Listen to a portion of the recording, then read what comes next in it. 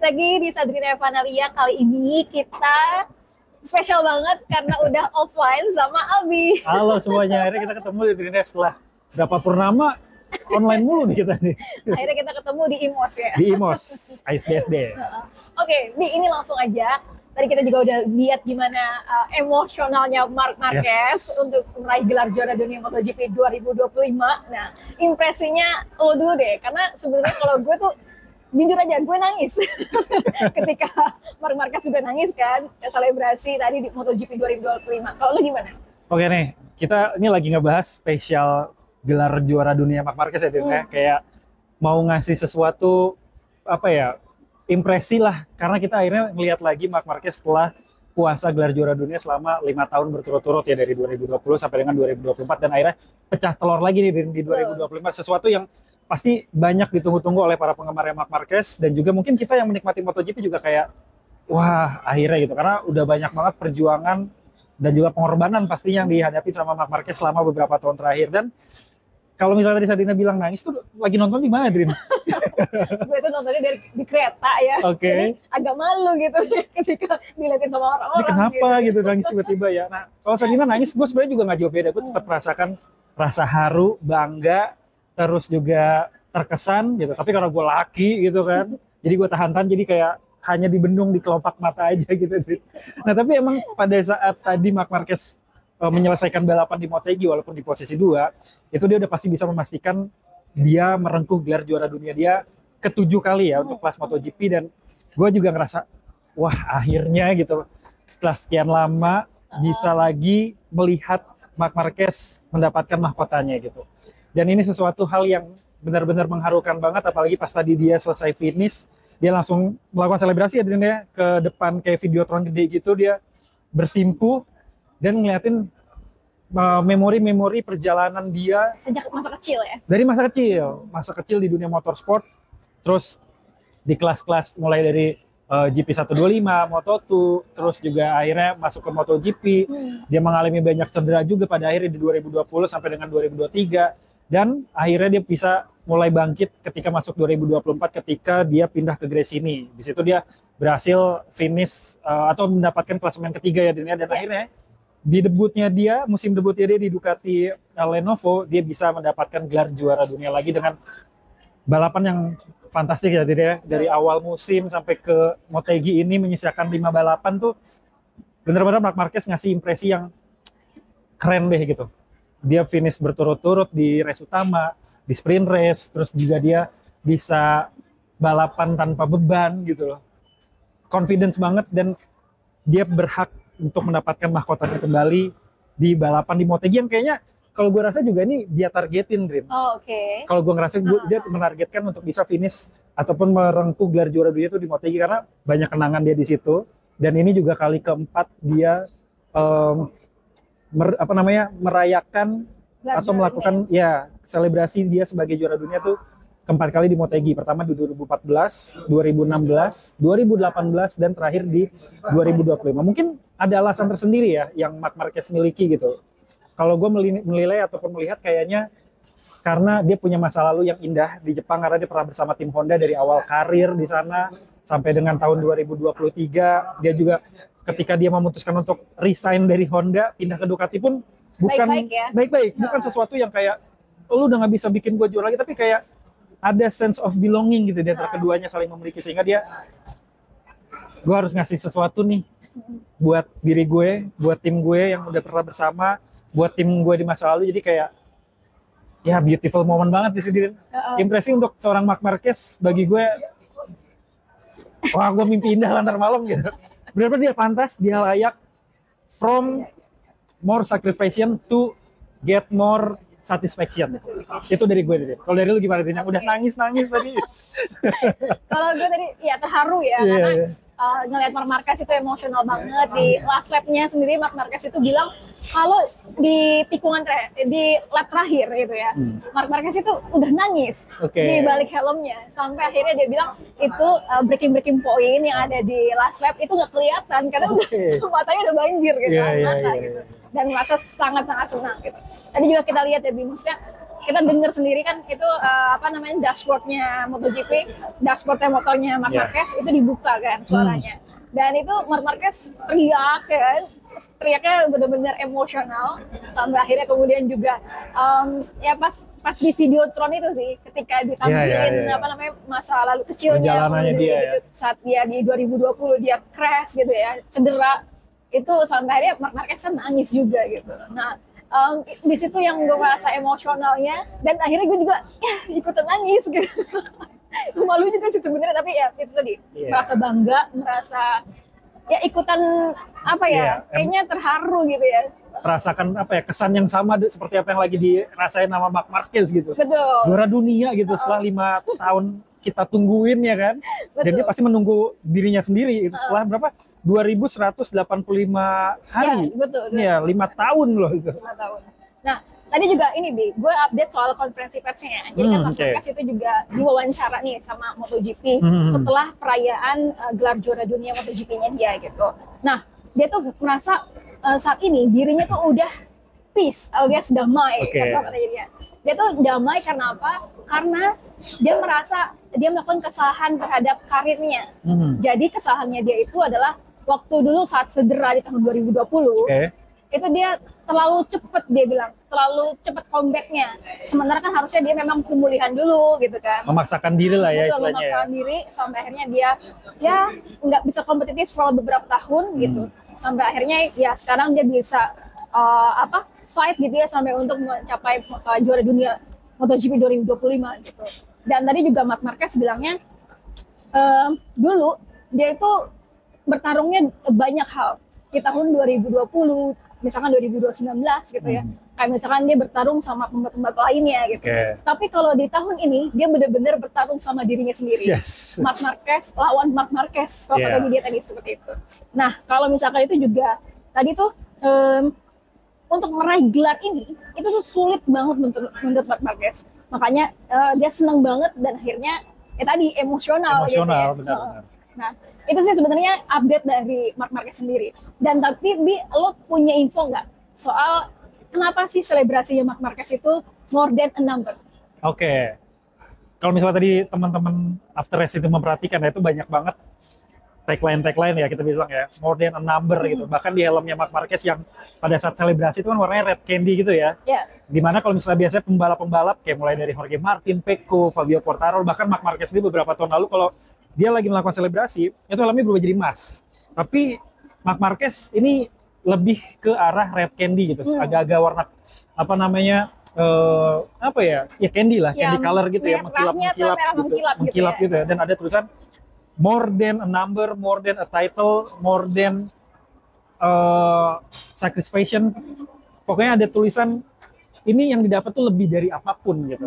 Mungkin secara pribadinya Marc Marquez kayak gelar juara yang dia dapat ini itu tuh melebihi dari apapun, apakah itu hanya angka gelar ke-7, apakah itu gelar lo juara dunia, tapi di balik itu semua ada banyak banget pengorbanan ataupun upaya yang dilakukan sama Marc Marquez ketika dia memperjuangkan diri untuk bisa di posisi ini lagi, Dream.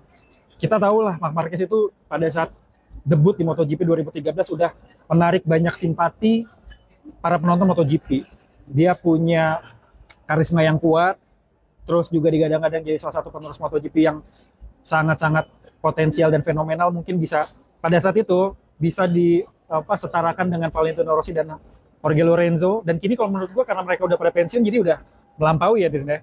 Nah, jadi gelar yang didapatkan sama Marc Marquez itu sesuatu yang apa ya? Sulit dibilangnya. Bukan hanya sekedar angka-angka. Iya, bukan hanya sekedar angka, bukan hanya sekedar gelar, tapi banyak cerita di balik itu semua. Nah, tapi ini juga gue menangkap ya, salah satunya adalah sedikit menyentil apa yang direncanakan sama Liberty Media nih. Karena kan Liberty Media beberapa waktu lalu bilang akan mengubah beberapa regulasi ataupun exposure di event MotoGP, mulai dari rencana, mungkin nanti bakal kita bahas ya, mulai dari rencana akan mengurangi exposure antara Moto3 dan Moto2, terus juga gelar yang sudah didapatkan oleh para pembalap MotoGP itu hanya dikurasi ke kemenangan MotoGP aja. Yang tadinya Marc Marquez ini harusnya merayakan gelar juara dunia ke-9 dari seluruh Grand Prix yang pernah dia ikuti, ini jadi hanya 7 aja. Jadi kayak ya udahlah, gue nggak akan peduliin angka-angka itu, toh yang gue dapetin lebih dari itu semua. Jadi kayak ini bukti rasa syukurnya Marc Marquez sih, sebagai manusia yang udah dikasih banyak berkah banget sama Tuhan pastinya. Dia telah bisa mencapai semua batasan-batasan yang dulu dirasa tidak bisa lagi dia lampaui, tapi ternyata dia bisa membuktikan itu semua gitu. Jadi kalau menurut gue, tagline yang muncul di timnya Marc Marquez dan juga Marc Marquez soal more than a number lebih ke arah situ sih. Mungkin Serina ada pendapat lain atau hal lain yang mungkin ditangkap gitu gimana? Sebenarnya sama sih, di soal more than a number ini gua rasa lebih memang kayak soal peraturannya Liberty Media gitu. Karena kan waktu kemarin Liberty Media memang belum resmi gitu ya, tapi udah mengumumkan, apalagi juga komentator MotoGP itu selalu bilang ini 7 kali juara dunia gitu, MotoGP, bukan menyebutkan 9 kali juara dunia. Nah itu yang juga akhirnya membuat Marc Marquez dan juga timnya ini untuk memilih itu tadi temanya more than a number gitu. Dia nggak mau nunjukin ini 7 atau ini menunjukin 9 gitu ya. Dan memang waktu kemarin itu Marc Marquez sama timnya juga udah ngobrol, udah kayak mengumumkan juga gitu kalau misalkan dia nantinya bakal pakai kaos nomor 1 dan juga di helmnya nomor 1. Kan kalau tadi kita lihat itu Marc Marquez dan juga timnya pakai nomor 1 dan di helmnya juga ada nomor 1.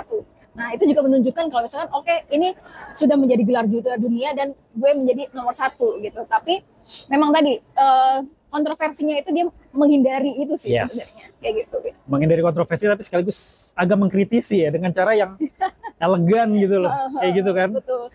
Sebenarnya kan kalau misalkan kita ya gimana ya, kalau misalkan cuma disebut 7 gitu, tapi kan udah dari dulu gitu kan karirnya Marc Marquez ataupun para pembalap lainnya yang memang udah membalap sejak 125 cc atau 250 cc itu, tapi kalau misalkan gelarnya nggak disebut ataupun nggak diakui gitu kan, ya sayang banget. Sayang banget sih. Dan itu juga jadi mengecilkan peran para pembalap-pembalap muda yang ada di kelas Moto3 dan juga Moto2 yang sekarang lagi berjuang dan juga tentu punya keinginan ataupun mimpi bisa bertengger di kelas MotoGP nantinya. Jadi kayak ya buat apa gue susah payah gini, pada akhirnya nanti di MotoGP nggak kehitung gitu. Jadi mungkin arahnya ke arah situ gitu. Jadi bentuk kritis yang menurut gue cukup profesional dan juga elegan sih dari seorang Marc Marquez, dan ini juga mungkin bakalan diikutin sama beberapa pembalap-pembalap lain. Mungkin juga nanti setelah ini akan diresmikan, kita akan cari tahu ya Diren ya, gimana sih tanggapan-tanggapan dari para pembalap terkait dengan rencana Liberty Media mengubah catatan kemenangan ataupun juara dunia para pembalap di kelas MotoGP sendiri. Dan juga rumornya ini sebenarnya belum pasti ya, jadi juga belum resmi gitu. Kalau misalkan Liberty Media ini juga akan istilahnya memaksa Marc Marquez itu pakai nomor 1 untuk tahun 2026. Tapi ini ya masih rumor gitu. Dan ini juga kata gue Marc Marquez mungkin juga nggak akan mau ya, karena kan dia memang udah identik sama 93 gitu, dan dia pernah menolak untuk menggunakan nomor 1 di tahun 2018. Betul. Gitu. Ya mungkin angka keberuntungannya dia 93 adalah kan dari dia di sesi terkecil sampai dia di MotoGP itu ketika juara dunia itu nggak pernah mengganti nomornya menjadi nomor 1 gitu. Ya kalau misalnya diganti ya mungkin akan ada apa ya, orang-orang Spanyol, orang-orang Italia itu mirip sama orang Indonesia deh. Jadi kayak masih percaya dengan mitos-mitos ataupun simbol-simbol tertentu yang dianggap sebagai kutukan kah, kemujuran kah. Nah, mirip lah sama orang-orang Indonesia. Jadi ya kita tinggal lihat nanti apakah Marc Marquez dengan pesonanya mampu melakukan bargaining sama Liberty Media yang sekarang adalah pemilik 84% sahamnya Dorna Sport, bisa mengakali itu semua gitu. Karena kalau kita lihat di Formula One sendiri kayaknya kayak Lewis Hamilton kan nomor 44 pada saat di juara dunia kayak nggak pernah pakai nomor 1 deh, kayaknya dibebasin aja gitu. Oke. Nah, Bi, tadi juga Honda gitu ya. Honda juga ini memberikan selamat gitu kepada Marc Marquez. Ini juga sebagai mereka hubungannya baik-baik aja gitu. Kalau lu menurut lu kayak gimana? Pertama, ini kan kemenangan Marc Marquez keempat kali di MotoGP ya kan. Dari tadi gue bilang di 2014, 16, 18 dan 2025 banyak banget kenangan manis Marc Marquez di MotoGP Jepang ini ya. Selain emang karena dia punya kenangan merengkuh gelar juara dunia di MotoGP, juga punya hubungan yang erat sama Honda di masa lalu. Dia cukup lama di Honda kan, dari 2013 sampai dengan 2023 tuh 11 tahun ya Din. Itu kalau misalnya kita punya rumah udah 11 tahun kita tempatin, itu pasti sedih banget buat kita tinggalin. Nah, apalagi setelah tadi Sadria bilang kan Marc Marquez ini pisahnya baik-baik gitu kan sama Honda, dan ini juga kandangnya Honda. Marc Marquez pernah bilang pada saat sebelum pensiun, ya mungkin ketika nanti aku harus meninggalkan Honda, Honda akan menjadi rumahku di kemudian hari gitu, setelah semua yang aku perjuangkan ini bisa aku dapetin lagi gitu kalau menurut Marc Marquez. Jadi dia tetap jaga hubungan baik terus juga tadi kita ngeliat ada Alberto Puy Iya, datengin, terus juga betul. mekanik-mekanik dan juga manajerial dari tim HRC nyamperin, dan ada Santi Hernandez gitu kan. Jadi apa ya, Honda juga turut berbahagia gitu. Selain karena memang Joan Mir menunjukkan sesuatu yang positif di balapan MotoGP kali ini, juga Honda pasti merasa bangga. Iya. Ada pembalap gue zaman dulu nih yang pernah meraih gelar juara bersama sebanyak berarti 6 kali ya. 6 kali akhirnya juara lagi gitu. Dan ini kado terindah juga sih bagi teman-teman Marc Marquez yang pernah ada bersama di HRC sendiri ya, kayak Santi Hernandez tadi terutama, yang pernah jadi apa ya, orang yang paling dipercaya sama Marc Marquez ketika berada di HRC gitu sih. Iya. Jadi mengharukan di situ ya. Iya, tadi juga dia pelukan ya sama Santi Hernandez. Melting lah suasananya tuh bener-bener. Shit man, gue pengen nangis nih gitu. Nangis aja Bi, nggak apa-apa. Laki tapi deh. Oke, nah kalau kita lihat perjalanannya Marc Marquez gitu ya, sejak tahun 2020 sampai 2025 gitu, udah mengalami beberapa cedera gitu ya. Di tahun 2020 dia apa namanya, patah lengan ya kalau nggak salah. Sini. Ya, terus kemudian juga di 2021 dia kena penglihatan ganda alias diplopia gitu ya. Di tahun 2023 selanjutnya juga patah lengan. Ya, dan 2023 tuh titik terendahnya seorang Marc Marquez. Dari catatan ya, dari 2020 grafiknya selalu turun, dia secara klasemen ada posisi 13 dia. Okay. Dan ini catatan paling buruk bagi seorang Marc Marquez di kelas MotoGP. Nah, pada saat itu pula mungkin jadi titik balik, dia akhirnya memutuskan untuk oke, kayaknya gue harus keluar dari zona nyaman gue dulu, dan akhirnya jadi bisa membuktikan ya, masuk ke race ini langsung dapat beberapa kali podium, dan secara klasemen akhir dia ada di posisi ketiga. Itu bagus sih. Nah, waktu kemarin juga si Marc Marquez ini ngomong ke MotoGP juga gitu, Bi. Kalau misalkan waktu dulu dia sempet nyaris untuk pensiun kan.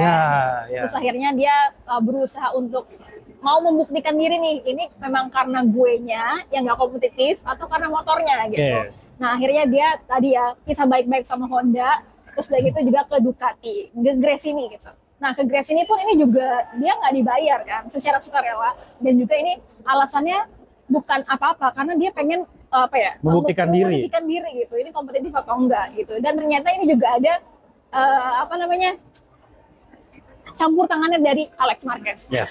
Membujuk untuk pindah. Tapi terakhir Alex Marquez bilang nyesel ya. Iya betul. Kalau gua nggak ngajak ke Bangkok, gue yang juara dunia nih 2025 nih gitu. Nah, di tahun 2023 gitu ya, gue pernah langsung nanya sama Alex Marquez pas lagi di garasinya gitu, gue tanya, tahun depan di 2024 kakak lo nih Marc Marquez ini ke Gresini gitu, apakah ini memang lo yang ngajak atau gimana? Terus kalau waktu kemarin memang mungkin karena itu masih tahun 2023 gitu ya, Marc Marqueznya belum ada di Gresini, jadi dia jawabnya normatif. Oh enggak kok, itu memang secara profesional gini-gini lain-lain. Tapi ternyata ya kebuka juga gitu di tahun 2025. Iya, Alex Marquez yang ngajakin gitu ya, sampai akhirnya dia apa namanya, nyesel. Ngajakin kakaknya. Iya benar, kalau misalnya kan sekarang secara klasemen Alex Marquez posisi kedua kan. Kalau Marc Marquez masih di Honda, juara dunia Alex Marquez di MotoGP ya kan. Tapi itulah maksudnya, mungkin ada kata-kata berrima yang pengen gue kasihin buat seorang Marc Marquez. Dari banyaknya luka kini meraih sebuah mahkota. Cakep. Oke, kita kasih selamat buat Marc Marquez dan juga selamat kepada fans-fansnya Marc Marquez. Ini masih lagi party semuanya. Untuk merayakan kemenangan Marc Marquez dan Ducati double podium MotoGP, we ride S1 Ducati. Oke, kita ke jalannya balapan ya. Kalau impresi lo kayak gimana untuk jalannya balapan di MotoGP? Oke, soal impresi, benar kalau misalnya kita secara umum ya, gue merasakan itu tadi sebuah kesenangan yang benar-benar satisfying banget. Gue nonton MotoGP, mengharukan, fenomenal. Ya, yang utama adalah kemenangan Marc Marquez untuk meraih gelar juara dunia lagi ya, dengan segala selebrasinya, emosionalnya dan lain sebagainya, itu yang jadi utama. Tapi untuk balapannya dulu nih, gue balapannya dulu juga menyajikan sesuatu yang sangat menyenangkan dan bisa dibilang seru. Emang sih pada saat awal mereka balapan dari start sampai ke akhir, sampai beberapa lap sebelum akhir lah intinya, hampir bisa dibilang monoton.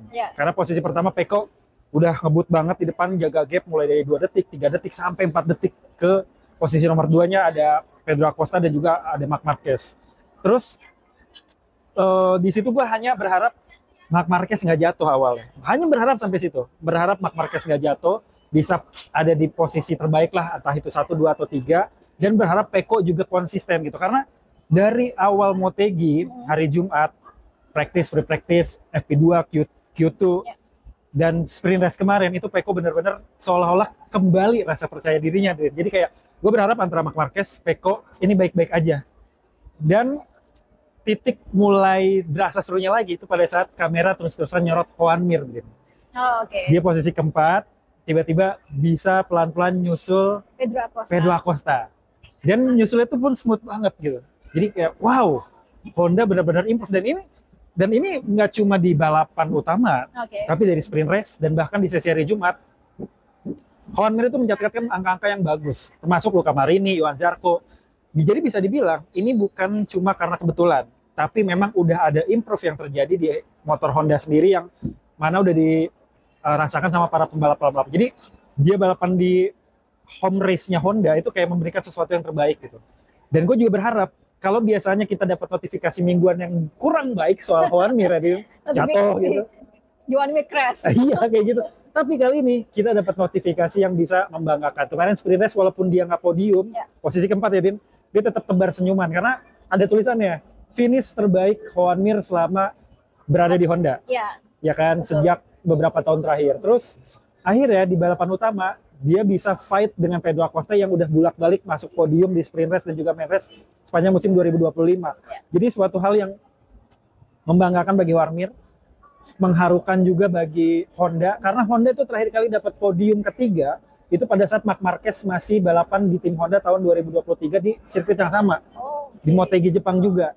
Nah setelah itu Honda nggak pernah lagi podium kecuali LCR ya, diwakili oleh Johan Zarco di beberapa race kemarin, terutama yang waktu di Le Mans dia juara pertama. Tapi untuk tim utama Honda ini baru lagi gitu. Jadi ini sesuatu yang baik juga untuk Honda, mengharukan bagi Joan Mir. Walaupun tadi kita Luca Marini ada technical issue ya, dia katanya masalah di kopling ya, jadi harus kembali ke garasi. Jadi ini momentum yang baik gitu. Terus selain dengan Joan Mir dan juga Marc Marquez yang berhasil podium, juga kita ngelihat Pecco yang pada saat di wawancara juga full senyum ya. Walaupun ini lagi momentumnya Marc Marquez juara dunia, tapi kemenangannya Pecco juga sama, more than winning gitu. Karena lebih dari kemenangan, ini adalah momentum comeback-nya rasa kepercayaan diri dari seorang Pecco Bagnaia. Dan setelah berjuang habis-habisan di musim 2025, kehilangan arah cara bawa motornya, kehilangan arah confidence-nya dia, terus juga mulai putus asa dan ragu apakah dia bisa melanjutkan karirnya dia di Ducati gitu kan. Banyak isu dia harus pindah ke Yamaha apa segala macam gitu kan, tapi dia bisa membuktikan dan improve gitu. Walaupun tadi di 4 atau 5 lap terakhir kita ngeliat ada ngebul ya motornya ya. Itu namanya deg-degan tuh berasa banget. Dan kita ngeliat sorotan-sorotan para pendukungnya Pecco tuh kayak please God gitu, kayak berharap Pecco tidak jatuh, Pecco tidak mesinnya nggak mati dan tidak dianggap sebagai ancaman yang mengganggu pembalap lain. Itu yang benar-benar gue khawatirkan gitu, karena pas ngeliat Pecco begitu keinget Valentino Rossi pas 2000 berapa yang dia tiba-tiba minggir, membiarkan dia disalip sama beberapa orang, tiba-tiba dia ngegas, motornya full ngebul. Kan ada tuh yang viral beberapa kali kan. Nah, gue khawatir itu terjadi sama Pecco. Jadi kayak berharap banget Pecco bisa bertahan, mulai 4 lap lagi, 3 lap lagi. Jarak Marc Marquez juga makin dekat, dari tadinya 4,2 detik paling jauh, ini berkurangnya drastis sampai 2,0 detik gitu. Tapi akhirnya Pecco tetap bisa mempertahankan posisi dan finish pertama. Jadi untuk podium 1, Pecco Bagnaia, podium 2-nya Marc Marquez, 3-nya Joan Mir, semuanya full merah, semuanya adalah raja yang pernah mendapatkan gelar juara dunia 2020, terus juga 2019 dan juga 2023 ya terakhir ya Pecco ya. Semuanya ada satu podium yang sama, nggak ada yang sedih dan semuanya merasa menang. Intinya itu. Jadi jalannya balapan di Motegi ini benar-benar hadiah bagi mereka bertiga dan hadiah bagi kita para penonton ya. Yang spesial ya para penonton yang datang langsung di Jepang lah ya. Bisa ngerasain berbagai momentum tuh. Kemenangan Pecco, kemenangan Marquez, kemenangannya Honda, Joan Mir. Lu gimana, Din? Gak bisa berkata-kata nih. Kalau gue juga di awal-awal mungkin agak bosen gitu ya. Tapi kemudian yang pas awal kemudian Marc Marquez bisa ngebalap Pedro Acosta gitu. Terus Kemudian itu mulai berasa tuh deg-degannya. Padahal kalau misalkan Marc Marquez sendiri bilangnya gitu, Marc Marquez di awal-awal tuh dia mungkin menjalankan strategi yang nggak seperti biasanya.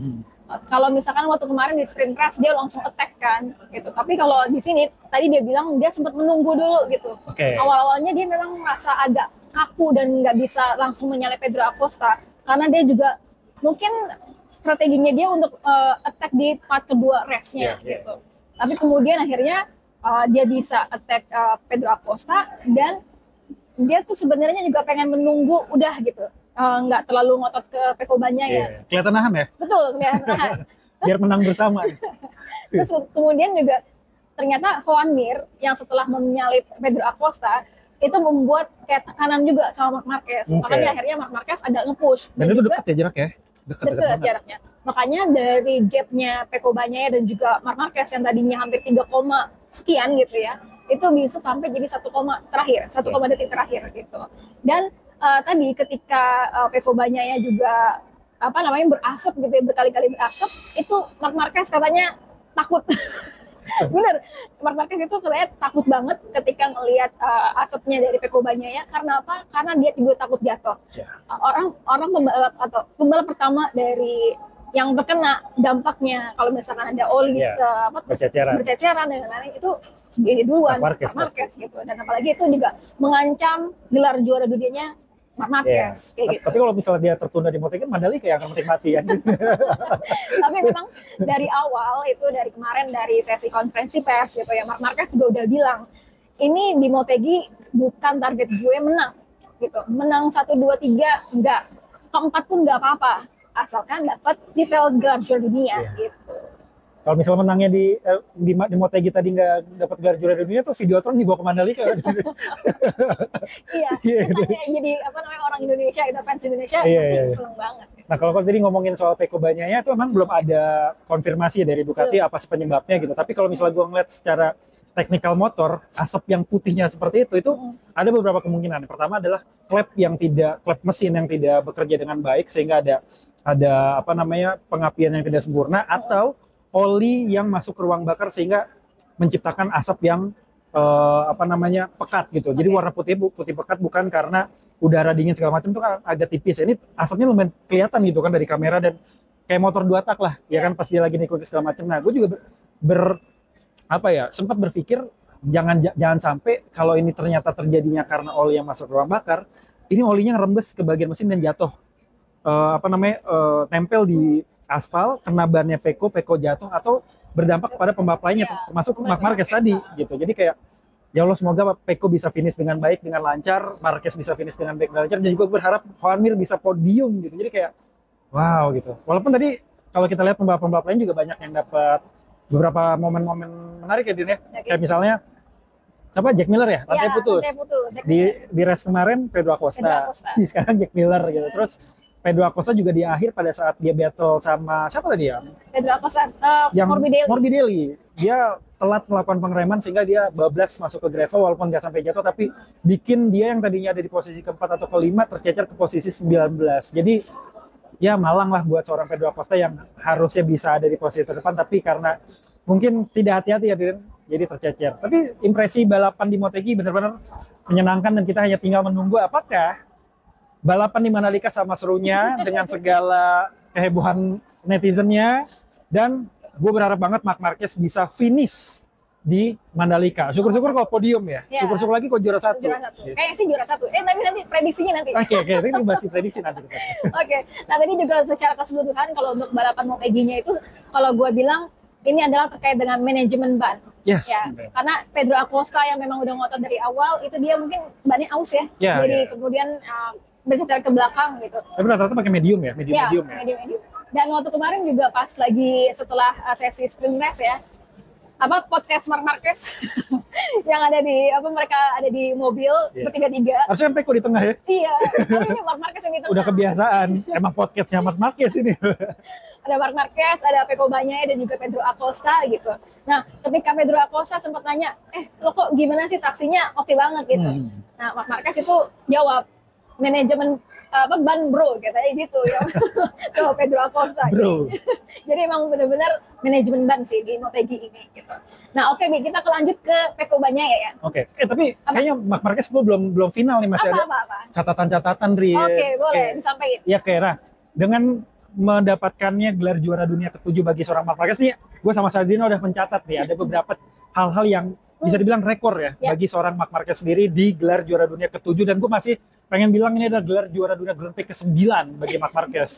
Nah, yang pertama nih teman-teman ya, dengan kemenangan ke-7 kalinya Marc Marquez ini, dia artinya menyamai, equal sama Valentino Rossi yang terakhir kali mendapatkan gelar juara dunia tahun 2009. Jadi head to head nih, baik untuk kelas MotoGP-nya sama-sama 7 kali, dan gelar secara totalnya sama-sama 9 kali. Hanya tinggal butuh satu gelar juara dunia MotoGP lagi untuk bisa menyamai Giacomo Agostini yang catatannya ada 8 kali gelar juara dunia. Tapi kalau misalnya mau di total all Grand Prix yang pernah diikuti, PR-nya Marc Marquez masih jauh nih, karena Giacomo Agostini itu gelarnya ada 15, Drin. Dan itu pada saat itu Giacomo Agostini itu mengikuti satu musim tuh bisa 2-3 kejuaraan. Jadi istilahnya di musim 2025 nih, Marc Marquez ikut MotoGP juga, ikut Moto2 juga, ikut Moto3 juga. Nah itu staminanya kayak gimana nggak tahu deh pada zaman itu ya. Sehingga kalau misalnya Marc Marquez mau menyamai gelar Giacomo Agostini untuk MotoGP-nya aja hanya tinggal butuh 1 kali lagi. Tapi kalau untuk keseluruhan berarti berapa ya? 7 kali lagi. 7 kali lagi buat sampai 15. Jadi PR-nya masih banyak, tapi ini udah bisa diapresiasi gitu. Nah, akhirnya bisa menyamai Valentino Rossi. Nah, jadi fansnya udah deh, udah seimbang nih gitu. Jadi kayak udahlah nggak usah gontong-gontongan siapa yang terbaik. Dua-duanya terbaik ya nggak, Din? Ya, betul. Nah, yang kedua, ini adalah Marc Marquez ini menjadi rider ke-6 yang bisa meraih gelar juara dunia dengan 2 motor berbeda. Ya. Selain ada Casey Stoner di Ducati dan juga Honda, ada Valentino Rossi di Honda dan Yamaha. Terus juga ada Geoff Duke, Eddie Lawson, dan Giacomo Agostini. Lagi-lagi ada nama Agostini. Jadi sebenarnya the GOAT-nya itu adalah Ago. Giacomo Agostini. Nah terus ini Marc Marquez mengukir sejarah juga, di mana dia merengkuh gelar juara dunianya itu dengan menyisakan balapan terbanyak. Di mana habis ini masih ada sisa 5 seri lagi. Ada Mandalika, terus ada Phillip Island, Malaysia, terus ada Algarve di Portugal, dan terakhir ada Valencia. Nah sebenarnya Marc Marquez juga udah pernah mendapatkan rekor ini, tapi jatuhnya equal juga sama Valentino Rossi, di mana terakhir itu Marc Marquez tahun 2019 menyisakan 4 balapan, dan Valentino Rossi di 2005 juga menyisakan 4 balapan. Jadi sebenarnya Valentino Rossi dan Marc Marquez ini udah mulai sama-sama seimbang nih raihan pendapatannya gitu. Jadi bisa dibilang nih juga jadi catatan sejarah baru. Nah terus Marc Marquez memegang gelar juara dunia sebagai personal ataupun pembalap MotoGP yang bisa dikatakan paling tua secara umur. Terakhir itu yang paling tua adalah Valentino Rossi, Dia pada saat 2009 30 tahun ya? 30 tahun 251 hari. Itu Valentino Rossi. Nah, untuk Marc Marquez di 2025 ini usia 32 tahun 254 hari. Nah, untuk hal ini Marc Marquez unggul dibandingkan dengan lebih tua. Ya, artinya semakin senior kayak Cristiano Ronaldo, makin tua tapi tetap masih bisa berjaya gitu. Sorry ya fansnya Messi gitu. Ya intinya begitulah. Nah, terus ini adalah pembalap kedua yang bisa meraih kemenangan di debut tim balapnya. Karena ini kan tahun pertamanya Marc Marquez balapan di Lenovo Ducati, tapi langsung juara dunia. Iya, betul. Siapakah orang yang pernah kayak gitu juga? Pertama adalah Marc Marquez sendiri. Marc Marquez. Pada saat di Honda 2013 langsung juara dunia. Kedua adalah Casey Stoner. Dia tahun debut di Ducati pabrikan itu tahun 2007, dan dia langsung jadi juara dunia menjinakkan Ducati. Jadi itu catatan-catatan yang berhasil kita rangkum nih tentang raihan daripada Marc Marquez sendiri ketika mendapatkan gelar juara dunia ke-7 kali di MotoGP 2025. Gitu, Drin, teman-teman. Marc Marquez ada lagi? Udah sih. Kita tinggal nunggu gimana dia di 5 seri terakhir nih.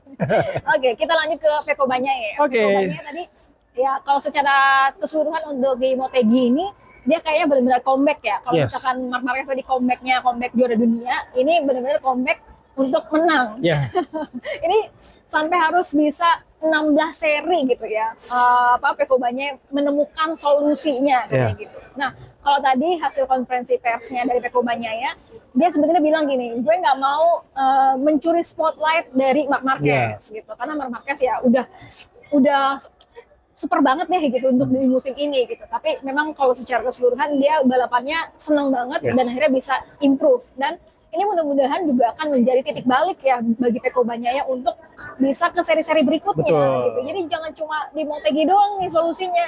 Mudah-mudahan nanti di Mandalika sampai ke Valencia ini menjadi solusi terbaik buat Peko gitu. Dan kalau kata Peko Banyaya sendiri sebenarnya tadi juga meskipun di Motegi udah temu nih. Nah, kita lihat dulu di Mandalika seperti apa. Betul. Karena di Mandalika itu menurut dari Peko ini sirkuitnya adalah sirkuit yang struggle juga buat dia gitu. Walaupun termasuk salah satu yang favorit karena Peko berapa kali memang podium kan di sini kan. Betul kayak gitu. Nah, kalau misalkan dari lo sendiri analisis terkait dengan apa-apa aja sih perubahan-perubahan yang terjadi di motornya Peko Banyaya sampai akhirnya dia improve itu karena apa? Oke, soal Peko Banyaya itu mungkin gue menilai agak sedikit mirip sama Honda di Motegi ini. Jadi ada banyak kalau Honda ada banyak improvement yang terjadi. Sedangkan kalau misalnya Peko Banyaya ini memang ada hal yang sudah dia temukan sebagai hal yang saat ini dianggap sebagai solusi, yaitu mass damper di bagian swing arm belakang. Sebenarnya para pembalap-pembalap Ducati GP25 mulai dari Marc Marquez dan juga Fabio Di Gia ini udah pakai mass damper ini dari beberapa balapan sebelumnya. Cuman Peko ini baru mulai balapan pakai mass damper ini pertama di Misano, tapi dia belum merasa itu efektif. Tapi pada saat settingannya di Motegi, dia merasakan efektivitas yang luar biasa. Makanya pada hari Jumat di free practice, terus juga di Sabtu kualifikasi sampai sprint race, dan di main race-nya dia mendapatkan kekuatan yang baik ya, mulai dari grip ban-nya bagus, pengeremannya oke, dia juga lebih confidence atau percaya dirinya juga, feeling terhadap motornya juga bagus. Jadi gue berharap ini benar kata Satya, nggak hanya terjadi di Motegi. Kenapa sih di Motegi ini bisa menjadi salah satu kita menganalisa kayak jangan hanya di Motegi aja gitu, karena Motegi itu sirkuitnya flowing gitu. Jadi kita kalau ngelihat walaupun banyak tikungan, itu tikungannya nggak yang membutuhkan pengereman keras. Jadi nggak mesti hard braking, semuanya nge-flowing, dan bagi pembalap yang punya torsi motor gede itu bakalan enak. Walaupun bagi beberapa motor kayak misalnya Honda tadi Juan Mir bilang butuh lintasan yang lurus, lurus lebih panjang buat bisa ngeluarin RPM tertinggi dan ngeluarin maksimal motornya gitu. Tapi untuk seorang Peko Banyaya, karena dia emang karakteristiknya adalah entry dan juga exit corner yang diutamakan, nah manfaat daripada mass damper ini bisa menyeimbangkan bagian buritan dia supaya dapat grip yang bagus, pengaruh ke bagian depan juga untuk beloknya enak. Jadi semoga aja ini bisa menjadi salah satu analisa terbaru bagi mekanik Ducati supaya Peko bisa mendapatkan feelingnya di ronde-ronde berikutnya. Nah, hanya saja tadi kan kita sempat ngeliat technical issue yang terjadi sama Peko ya, motornya berasap segala macam. Apakah ini ada pengaruhnya dari kayak misalnya getaran bisa dikurangi, tapi dampaknya pada internal mesin apa segala macam gitu. Nah, ini memang harus perlu ada matematis ataupun teknik tertentu yang dilakukan sama Ducati, dan tadi juga kelihatannya Dalinya benar-benar mengamati banget apa yang terjadi sama Peko, dan kita lihat juga Tardozzi berharap kayaknya Peko bisa mempertahankan posisi itu, karena mau gimana pun walaupun Ducati punya Marc Marquez yang juara dunia, Peko lah tetap jadi seseorang yang diandalkan gitu. Sama-sama orang Itali, dia juga pernah membawa gelar juara dunia, jadi Ducati akan berbuat hal yang seimbang sama kedua pembalapnya gitu. Tapi ya gue ngeliat impresi Peko juga pada saat tadi sebelum masuk podium yang di tempat TV itu full senyum, tidak ada hal yang dikeluhkan. Terus juga pada saat masuk podium juga dia benar-benar ngerasa bersyukur banget. Dan dia juga cukup sportif, ngasih selamat sama Marc Marquez. Dan gue melihat banyak banget, selain improvement dari motor ya, Peko itu banyak banget dapat masukan-masukan ya, Din. Dia pernah ceritakan pada saat kemarin di Misano dapat masukan dari Casey Stoner yang adalah penjinak Ducati di masa lalu. Walaupun motor sekarang sama motor Stoner dulu pasti beda ya, tapi mungkin ada hal-hal secara mental ataupun secara teknis yang disampaikan, dan itu jadi masukan bagus buat seorang Peko Banyaya. Terus juga Marc Marquez beberapa kali diskusi sama Peko soal masalah di motor dan ngasih support psikologis buat Peko, dia harus maksimal apa segala macam, dan Peko menyambut itu dengan baik gitu. Dulu pada saat kita awal-awal podcast kan gue pernah bilang harus ada hal yang dilakukan sama Ducati dan juga oleh teman satu timnya itu Marc Marquez gitu. Tapi beberapa teman-teman mungkin ada yang juga mengkritisi gitu kayak buat apa Marc Marquez ngasih dukungan buat Peko masing-masing aja. Tapi hal itu terlontar karena gue percaya seorang Marc Marquez itu punya jiwa sportivitas yang tinggi sehingga dia pasti banget bakalan ngasih masukan lah sama temennya gitu. Satu tim, karena ya kita ngeliat Marc Marquez kapan sih dia jahat sama orang gitu kan.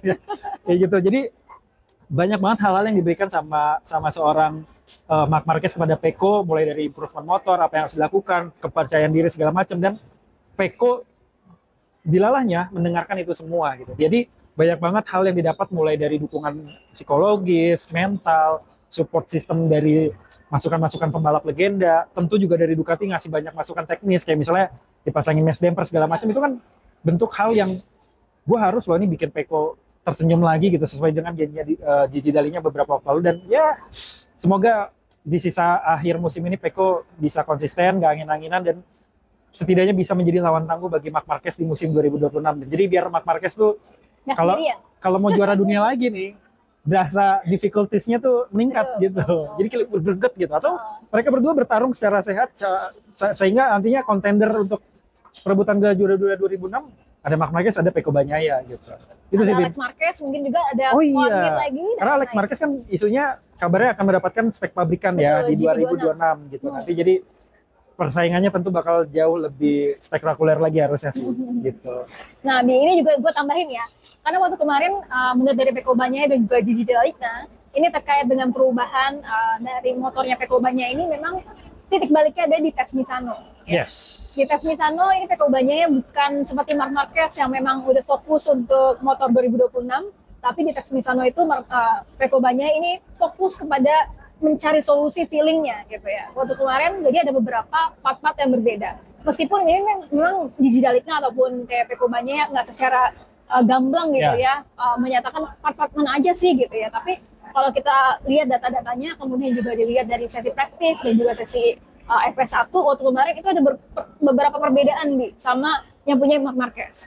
Jadi yang berbeda itu sebenarnya ataupun perubahan dari motornya Peko Bagnaia. Ini ada rigiditas rangkanya, kemudian juga ada swing arm yang dia pakai tuh swing arm 2024, kemudian juga ada sasis, kemarin juga ada aero package-nya, aeronya juga kalau kita lihat ya, itu berbeda sama Marc Marquez yang pakai 2025, tapi Peko Bagnaia pakai 2024, gitu. Ditambah dengan right head device-nya itu juga pakai GP24 Peko Bagnaia. Jadi memang ada part-part di mana GP24 tapi dipakai di GP25 gitu ya. Sesuai dengan setup yang Peko sukai sebenarnya ya. Kayak gitu. Jadi mungkin ini bisa menambahkan kayak pada saat itu kan pernah ada omongan kayak balik lagi ke GP24 tuh nggak bisa gitu. Nah tapi ternyata ada beberapa part yang masih dilegalkan di luar homologasi yang ditentukan di luar mesin ya, yang ternyata bisa diadaptasikan. Dan bener titik baliknya adalah di tes Misano setelah Misano race kemarin ya, dan ini banyak banget fokus-fokus yang dilakukan oleh mekanik Ducati dan juga Peko untuk bisa cari solusi, dan akhirnya ya udah bagus. Ya jadi pokoknya terkait dengan perubahannya Peko Bagnaia itu yang terjadi di tes Misano itu membuat Peko Bagnaia jadi katanya ini benar-benar enak banget lah dikendarainya. Dia bisa hard braking-nya, kemudian juga corner entry-nya itu enak banget gitu pokoknya. Dan ini gue akan bertanya soal Honda gitu ya. Ini soal perubahan Honda kayak gimana sih? Ini Honda jadi salah satu yang seru buat dibahas kali ini. Selain ini balapan kandang, bagi Honda sendiri juga menjadi salah satu momen peningkatan daripada kekuatan Honda sendiri, karena di kualifikasi bisa dibilang 3 pembalap Honda ini ada di 12 besar. Jadi bisa dibilang ada di Q2 semuanya ya. Lolos Q2 mulai dari Juan Mir, Luca Marini sampai dengan Johan Zarco. Sofia Chandra kan enggak ya. Nah, ada banyak banget improvement yang memang terjadi gitu. Ini adalah sebuah hasil dari perjalanan panjang pasca masuknya Alex Espargaro dan juga Romano Albisiano ya di situ di Honda sendiri, dan udah bisa dibuktikan gitu dari mulai kita ngeliat perubahan aerodinamika dari yang awalnya bentuknya aneh terus mirip sama KTM dan sekarang mirip sama GP25-nya Ducati. Terus ada banyak pengembangan-pengembangan yang dilakukan. Nah, kalau dari apa yang kita tangkap secara wajah ya, Juan Mir itu benar-benar full senyum. Di sprint race kemarin dia berhasil ada di posisi keempat, dan itu untuk mempertahankan posisi keempat itu dia bisa dibilang cukup oke gitu. Karena kan biasanya Honda tuh kesusul, tapi ini dia bisa bertahan di posisi keempat. Sedangkan lawan-lawan di belakangnya ada KTM, ada Pedro Acosta, ada Ducati Morbidelli dan juga Fabio Di Gia. Walaupun nggak ada Aprilia karena pas sprint race kemarin dua-duanya jatuh di awal ya kan. Nah, berlanjut ke main race, ternyata Juan Mir nggak cuma bertahan di posisi keempat aja, tapi juga fight untuk bisa di posisi ketiga ngelawan si Pedro Acosta. Manajemen ban yang bagus juga dilakukan sama seorang Juan Mir, dan ini bisa membuktikan ya, maksudnya seorang pembalap memang punya skill gitu, tapi kalau misalnya motornya itu tidak mendukung untuk dia kendarai ya, maka nggak akan bisa apa-apa. Seorang juara dunia kayak Marc Marquez pun pada saat Honda terpuruk ya dia nggak bisa berbuat banyak gitu. Jadi memang ada mutualisme lah antara motor dan juga si rider sendiri ketika mereka melakukan balapan. Nah, apa sih hal yang berubah dari Honda itu? Banyak banget ternyata. Jadi mulai kayak mirip sama yang Pecco tadi, mulai dari sasisnya nih. Per di Motegi, Honda menggunakan sasis baru yang dikembangkan sama Alex Espargaro dan juga Romano Albiciano. Jadi sasisnya ini lebih balance, bisa membuat motor mereka berakselerasi juga lebih baik di lintasan lurus. Walaupun di Motegi ini lintasan lurusnya pendek-pendek, tapi mereka bisa ngejar. Nggak cuma Pedro Acosta tadi kan kita lihat, Marc Marquez pun diikutin gitu. Jadi ada improvement yang memang terjadi pada Honda. Nah, selain daripada sasis, swing armnya baru, terus juga aerodinamikanya baru, elektroniknya baru, sampai kepada drivetrain-nya juga baru. Drivetrain itu bagian dari mesin untuk bisa menyalurkan tenaga itu ke roda. Itu kan butuh sesuatu yang seamless gitu ya. Jadi mulai dari gearbox, rantai, terus juga roda gerigi segala macam. Ini semua juga diperbarui sehingga jauh lebih mulus, jauh lebih seamless, bikin motor itu melaju tanpa hambatan. Horsepower daripada mesin sampai ke roda gigi itu bisa diantarkan secara halus bahkan sampai ke bannya. Jadi ini yang bikin si Juan Mir ini balapan dengan rasa percaya diri yang tinggi, dan dia lebih balance karena sasisnya baru. Mungkin salah satu penyebab Juan Mir itu crash terus juga karena sasis-sasis dia yang pernah dia gunakan di beberapa waktu lalu ini belum sesuai gitu. Dan Luca Marini sendiri pun mengakui ada perubahan yang positif walaupun hari ini ada technical issue ya. Jadi gue berharap ini salah satu titik bangkitnya Honda dari keterpurukan yang terjadi selama beberapa tahun, khususnya dari 2021 ya. Kalau 2020 kan karena Marc Marquez cedera, tapi setelah 2021 ke sini itu arah pengembangannya udah mulai nggak karuan gitu. Nah, semoga dengan adanya hal-hal yang terjadi di Motegi ini mereka bisa improve lebih baik. Nah, bahkan Rin, catatan top speed di Motegi sendiri, Honda ini melampaui Ducati. Jadi Ducati itu paling cepat ditorehkan sama Marc Marquez di Motegi ini ya. Di mana Marc Marquez itu top speednya adalah 314,8 km per jam. Sedangkan motor yang dipakai sama Luca Marini ataupun Juan Mir itu tembus 316,7 km per jam. Memang selisihnya cuma 2 km per jam, tapi buat ukuran MotoGP yang satuan milidetik aja dihitung, itu jauh. Itu jauh. Ketika mereka adu lurus nih di RPM yang sesuai power mereka keluar masing-masing, ini udah bisa dibilang seimbang gitu. Hanya tinggal adaptasi, manajemen ban, terus juga konsistensi daripada tim mekaniknya, pembalapnya masing-masing. Gue yakin Honda bisa akan kembali bertengger di posisi terdepan. Apalagi Honda kan emang dari lama mesinnya V4. Dan selayaknya sebuah mesin V4 harusnya juga bisa kompetitif selayaknya Desmos Edici, RC16, terus juga RSGP. Ya udah, itu hanya tinggal kita menunggu seperti apa Yamaha gitu. Karena kemarin Yamaha pada saat di tes Misano pembalapnya kebagi dua nih. Alex Rins sama Jack Miller bilang peningkatan bagus, tapi Fabio Quartararo bilang masih belum bisa disebut senjata untuk bisa melawan para kompetitornya. Jadi ya gue berharap Honda bisa terus meningkat, Yamaha juga bisa membuktikan improvementnya jangan sampai jadi yang paling tertinggal. Itu sih, Bin. Dan kalau misalkan sama Honda sendiri, ini improvementnya juga luar biasa ya dari Juan Mir. Karena waktu kemarin di sprint race, itu yang paling membuat Marc Marquez kesulitan di sprint race adalah Juan Mir. Gitu. Karena waktu kemarin kan kita udah lihat juga Marc Marquez beberapa kali untuk overtake Juan Mir, dan sampai akhirnya di percobaan kedua itu baru kemudian dia bisa ngeblok dari Juan Mir kayak gitu. Kan kita lihat sendiri dia agak ngeblok gitu supaya Juan Mir nggak nyalip lagi gitu. Karena kan sebelumnya Juan Mir ini juga bisa nyalip Marc Marquez gitu, dan ini juga Marc Marquez bilangnya Juan Mir itu juga kuat banget kemarin di sprint race kayak gitu. Sama tadi kalau misalnya lu perhatiin ada kode mapping tuh. Iya betul itu. Nah, gue sebenarnya nggak tahu persis karena apa, tapi yang gue baca adalah itu pada saat dia posisi udah ketiga. Kayaknya lebih ke oke, hati-hati, pertahankan posisi gitu. Jadi kayak nyerang boleh, tapi jangan ambil resiko. Kayaknya sih karena situ. Karena setelah kode mapping tuh itu keluar, Juan Mir bawahnya jadi lebih rapi. Awalnya kan dia fight tuh sama Pedro Acosta segala macam, tapi kelihatan jadi lebih rapi. Jadi kemungkinan mapping tuh ada message, oke, lu konsisten, jaga posisi. Udah itu aja sih. Gitu. Dan kalau dari hasil konferensi persnya Juan Mir tadi ya, kalau misalkan awal-awalnya dia berpikir untuk pindah ke Honda itu memang sangat-sangat sulit gitu ya. Terus itu tapi kemudian jika ada improvement yang kayak gini, ini membuat dia happy juga. Dan kalau tadi katanya dia bilang dia hanya enjoy every lap ketika balapan dan tentunya bisa kayak fight sama Marc Marquez itu sebuah kebanggaan tersendiri. Oh iya dong, pastilah. Pertarungan para raja di podium 1, 2, 3 ini. Gitu. Oke. Ini kita juga udah ngomongin Juan Mir dan juga Honda. Ini Jorge Martin. Kemarin crash, kemudian juga dia cedera lagi. Gimana di update-nya? Oke, jadi pada saat sprint race kemarin kita lihat bareng-bareng ya pada saat start. Sebenarnya secara posisi Jorge Martin tuh mendapatkan celah yang baik gitu. Tapi karena dia terlalu sempit menuju ke tikungan kanan sehingga dia tidak dapat lean angle yang pas, pengereman dia nggak dapat, dia senggol sama Marco Bezzecchi dan akhirnya crash. Dan dilalahnya collarbone ataupun tulang selangka sini nih itu patah.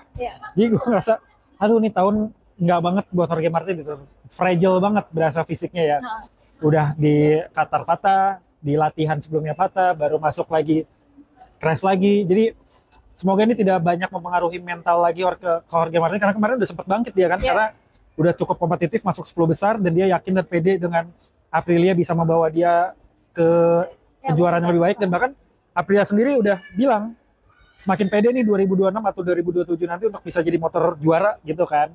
Ya jadi gue berharap Jorge Martin ini bisa segera sembuh dan bisa melakukan balapan di sisa-sisa race selanjutnya. Entah nih ya di Mandalika dia bisa ikut atau enggak, tapi kalau infonya udah declare ya? Ya, belum bisa. Belum bisa ya, karena tulang selangka ini kan tuh, kalau kita ngelihat ini akan menopang tangan, menopang badan ketika dia bawa motor sambil takin segala macam itu akan berat di sininya gitu. Jadi ya berharap dia absen di Mandalika tapi bisa balapan di Australia ataupun di Malaysia gitu sengaja dan selesai sampai di Valencia Test. Karena habis Valencia Test mereka kan harus tes pramusim untuk musim 2026 dan bahkan mencoba kemungkinan ya mencoba motor-motor 2027 walaupun oleh test rider biasanya gitu sih.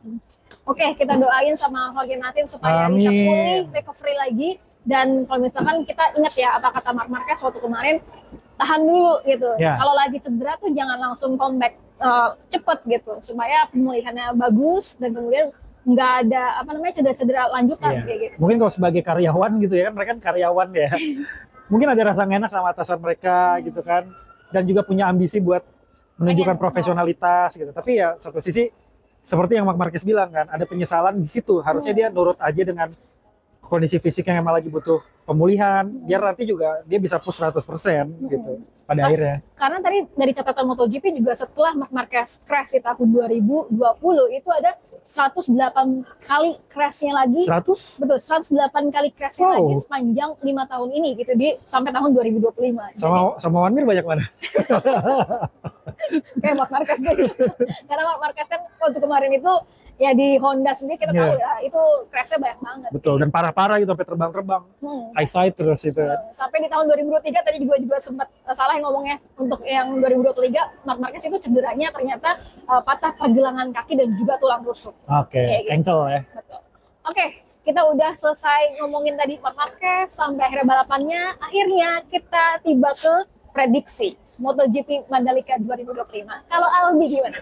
Oke, prediksi MotoGP Mandalika 2025. Tapi sebelum Mandalika, gue mau ngasih pamer dikit ya, Din. Apa? Gue dapat kesempatan untuk wawancara Marc Marquez ketika nanti dia tiba di Jakarta sebelum di Mandalika. Doain itu semua jadi dan kita bisa dapat wawancara pernyataan-pernyataan yang terbaru dari Marc Marquez khususnya gimana sih perasaan dia ya setelah mendapatkan gelar juara dunia ke-7-nya gitu. Ya doain teman-teman nanti di-share di foto di episode selanjutnya di episode Mandalika ya. Oke, nah untuk Mandalika sendiri nih jadi salah satu pesta ya bagi kita nih orang Indonesia yang penggemar MotoGP karena MotoGP dilakukan di Mandalika gitu. Nah, Mandalika ini untuk bulan awal Oktober nanti, tanggal 3 sampai 5 itu prediksinya emang akan ada sedikit hujan, Rian. Ada prediksi di BMKG sedikit hujan. Nah, tapi kalau yang udah kan Mandalika udah pernah ngalamin 2 kali balapan. Pertama wet race 2022 pertama, 2023 itu dry race. Kemarin juga dry race ya, 2024 terakhir. Nah, kalau misalnya ini benar-benar akan turun hujan, tentu peta persaingan juga akan terpengaruh gitu. Nah, kalau misalnya kita bahas soal hujan dulu ya, gue akan punya jagoan tersendiri. Kalau misalnya hujan, gue akan menjagokan Marc Marquez posisi pertama, dan berharap banget Marc Marquez bisa bisa podium atau juara 1, karena Marc Marquez sepanjang sejarah Mandalika ini ada belum pernah sama sekali finish ya, belum pernah sama sekali finish, apalagi podium dan bahkan juara. Jadi kalau wet race gue menjagokan Marc Marquez, terus nomor 2-nya gue menjagokan Johann Zarco. Karena kan motor udah improve nih, Honda ya kan, dan dia juga salah satu wet race banget, khususnya di manajemen ban nih, pemilihan ban di awal. Terus yang ketiganya gue jagoin siapa ya? Marco Bezzecchi deh. Marco Bezzecchi. Jadi pertama Marc Marquez, keduanya Johann Zarco, ketiganya Marco Bezzecchi kalau situasinya wet race. Kalau dry race, gue menjagokan nomor 1 Pecco Bagnaia. Nomor 2-nya Marc Marquez, nomor 3-nya Alex Marquez. Itu dari gue. Dan kita rencana ke Mandalika nggak, Din? Mudah-mudahan ya. Bismillahirrahmanirrahim kita ke Mandalika ya. Nanti podcastnya juga di Mandalika. Nah, mudah-mudahan ya. Nah, selanjutnya kalau dari Sadrina prediksinya apakah ada 2 versi juga atau seperti apa? Nah, sebelum kita ke prediksi, ini ada catatan kemenangannya dulu ya teman-teman dan juga Albi. Ada Pecco Bagnaia ini 1 kali waktu kemarin di 2024. Kemudian Jorge Martin 1 kali juga, sama Miguel Oliveira itu untuk perdana yang MotoGP Mandalika. Wet race itu ya. Ya, di 2022 gitu. Nah, gue inget banget di tahun 2022 itu memang Marc Marquez crash sampai akhirnya dia nggak bisa balapan gitu. Di tahun 2023 ini yang mengalami waktu kemarin 2023 kalau nggak salah, dia juga nggak bisa balapan juga karena crash ya. Nah, sementara di tahun 2024 kemarin ini karena motornya kebakar gitu. Waktu di Gresini. Betul. Jadi benar-benar dia belum pernah finish nih. Makanya akhirnya ini menjadi challenge sendiri buat Marc Marquez supaya bisa meraih posisi pertama. Jangan sampai sirkuit ini tuh jadi sirkuit yang dibenci Marc Marquez ya. Harusnya sirkuit yang disukai, karena emang fanbase-nya Marc Marquez salah satu terbesar di dunia adalah Indonesia. Betul. Salah satu sirkuit yang belum bisa ditaklukkan Marc Marquez ya ini. Ya, semoga saja. Untuk prediksinya, kalau gue langsung aja mau itu wet race atau main race ataupun sprint race bisa main. Sprint race gue belum, mungkin duluan deh Sadrina deh. Gue di sprint race itu pasti Marc Marquez, karena dia udah improvement. Ya lah, Pecco Bagnaia juga improve, tapi gue lebih memilih Marc Marquez karena dia punya spesial tersendiri gitu. Dia belum pernah menang di sini. Terus kemudian di juara keduanya Pecco Bagnaia karena improve-nya juga luar biasa di Motegi. Ketiganya Konmir lagi enggak? Ketiganya kayaknya gue antara Marco Bezzecchi atau Alex Marquez. Menarik. Nah, gue ya kalau sprint race. Ya, boleh. Sprint race udah belum? Enggak, gue sprint race sama main race samain. Gue bikin 3 nih. Karena waktu itu teman-teman netizen minta tambahin sprint race juga dong gitu. Jadi gue tambahin. Jadi kayak wet race Marc Marquez pertama, keduanya Johann Zarco, 3-nya Bezzecchi. Sedangkan kalau dry race Pecco, Marc Marquez, Alex Marquez. Nah, kalau sprint race-nya Pecco 1, 2-nya Marc Marquez, 3-nya siapa ya? Agak bingung nih, Dit. Gue cobain ini deh. Cobain Fabio Quartararo karena dia juga pernah podium di situ. Iya, pernah podium. Jadi kalau di sprint race-nya 3 pembalap itu. Semuanya raja juga nih. Gitu, Rin. Jadi nanti kita lihat aja gimana jalannya MotoGP Mandalika. Kalau gue menunggu-nunggu bagaimana pertarungan antara Pecco Bagnaia dan juga Marc Marquez yang sekarang lagi improve gitu ya. Mudah-mudahan sih improvement dari Pecco Bagnaia ini bukan cuma di Motegi doang gitu. Sampai Valencia ya. Betul. Ada tambahan lagi sebelum kita tutup? Sudah cukup sih, Din. Sudah banyak banget yang kita ulas, dan sekali lagi kita ngerasa happy banget dengan apa yang udah dicapai sama Marc Marquez, sebuah perjalanan panjang yang akhirnya dibuktikan lewat hasil ya. Dan semoga ini bisa menularkan semangat-semangat buat para pembalap lainnya, pembalap-pembalap muda, pembalap-pembalap Indonesia juga, untuk terus berkiprah di MotoGP dan menghibur kita semua. Segitu dulu teman-teman untuk review ataupun podcast After Race kali ini. Nanti kita akan jumpa lagi di podcast selanjutnya, yaitu di After Race Mandalika. Mandalika. Oke, bye-bye semuanya. Yeah.